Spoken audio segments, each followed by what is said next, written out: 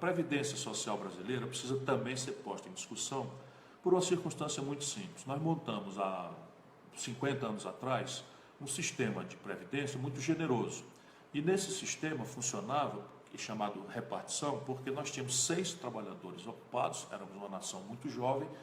que trabalhavam durante muito tempo para financiar a aposentadoria de um brasileiro com expectativa de vida inferior a 60 anos. Hoje, porque a demografia mudou, nós temos, e também o mundo do trabalho mudou, tem muito robô, muita automação, muito tipo de trabalho autônomo, que ainda a legislação brasileira não compreende, muito tipo de empreendedor, que também está à margem da legislação anacrônica antiga do Brasil.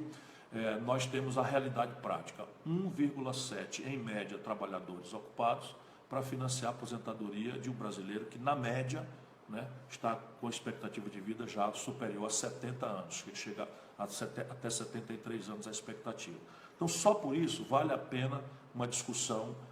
sobre o futuro, como um conceito de formação bruta de capital, como um conceito de juntar uma montanha de dinheiro do povo para financiar de forma justa, sem ser a usura, sem ser a agiotagem, o desenvolvimento que gera os empregos, os salários e, portanto, mais rentabilidade para o governo, que poderá com isso melhor financiar a saúde, a educação, enfim, um círculo virtuoso de progresso, e essa deve ser a razão pela qual uma discussão sobre a Previdência Social deve ser feita. Isto dito,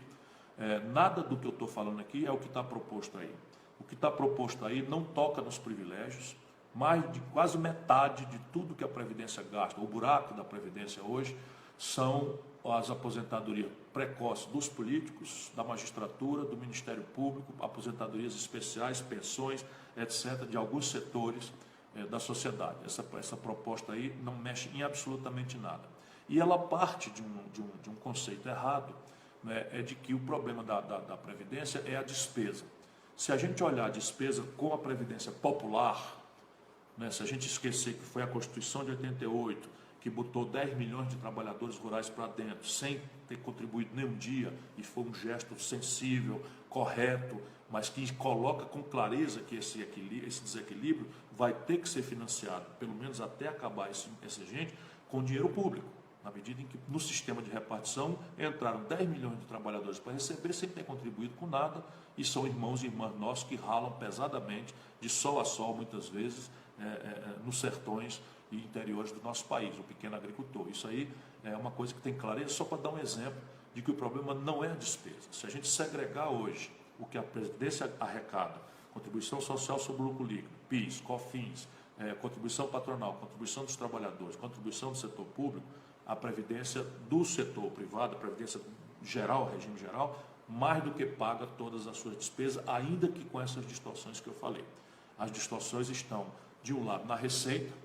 porque a informalidade, quase metade da economia, não contribui com nada, e de outro lado, esses novos modos de produção que eu já falei aqui, também não contribuem com nada. Por isso, nós precisamos evoluir para um sistema que seja, não mais o de repartição, mas um sistema público de capitalização, é o nome desse, em que em vez de a gente arrecadar e distribuir, a gente arrecada, cria fundos públicos geridos por coletivos de trabalhadores, porém administrados profissionalmente por uma carreira de executivos selecionados por mérito, demissíveis e premiados pelo êxito com que escolhem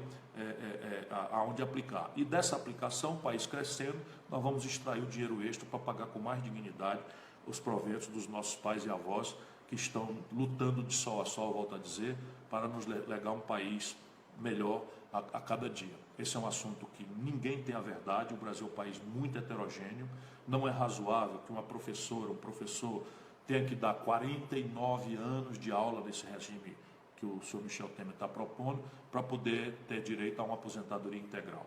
Evidentemente, nós temos que discutir, né, determinadas diferenciações por profissão, trabalhador rural, carvoeiro,